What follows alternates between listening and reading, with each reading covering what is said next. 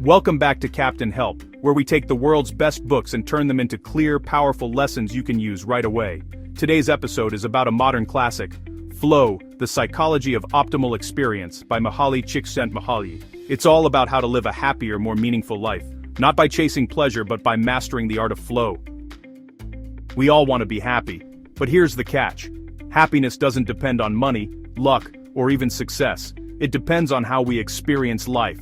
Think of the last time you were so absorbed in something, playing guitar, coding, painting, or even fixing something, that you lost track of time. That state is flow.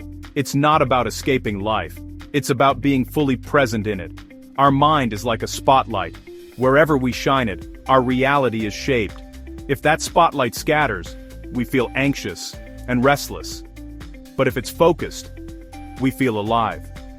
Flow is that focus. It's the feeling of total control over your attention. Imagine a surfer riding a wave. Everything else disappears. Just balance, speed, and the wave itself. Csikszentmihalyi makes a key distinction. Pleasure versus enjoyment. Pleasure is eating ice cream on the couch. Enjoyment is learning to play a song on the piano. One fades quickly. The other stretches your skills and makes life richer. Flow lives in enjoyment, not in comfort. So how do you enter flow? 3 ingredients. 1. A clear goal. You know what you're aiming for. 2. Immediate feedback.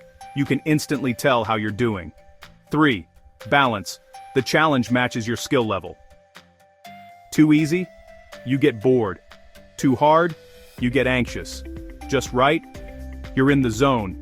Think of a video game. The first levels are simple, then gradually harder. That perfect difficulty curve keeps you hooked. That's flow by design. Flow often starts with the body.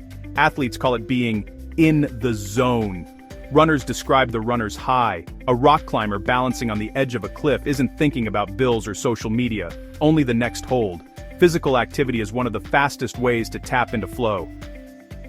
But flow isn't just physical. Reading, solving puzzles, or writing can pull us in the same way.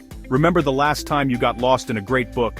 Hours passed like minutes. That's mental flow. It's about stretching your mind just beyond its comfort zone.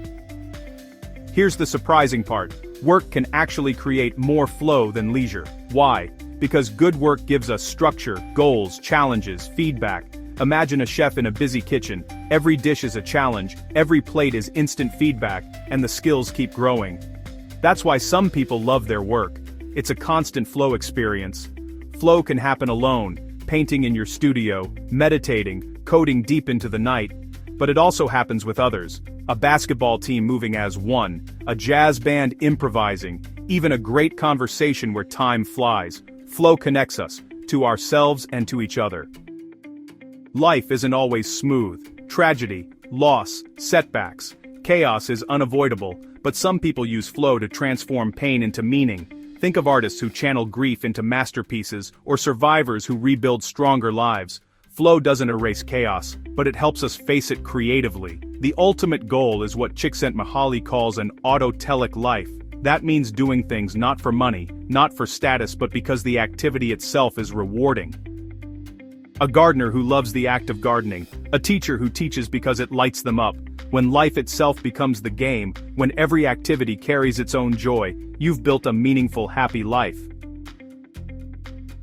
Alright, Captain Help, let's turn this theory into action. Here are 5 exercises you can try this week to invite more flow into your life. 1. Track your flow moments. Keep a small flow journal. Each night, write down when you felt most engaged that day.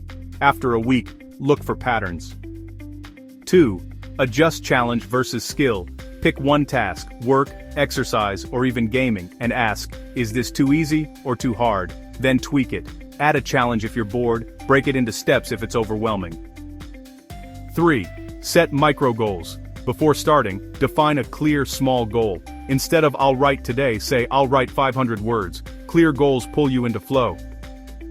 4. Create flow-friendly environments. Shut off distractions for 30 minutes. Put on focus music, clear your desk, silence notifications. Flow needs uninterrupted space. 5. Do one autotelic activity daily.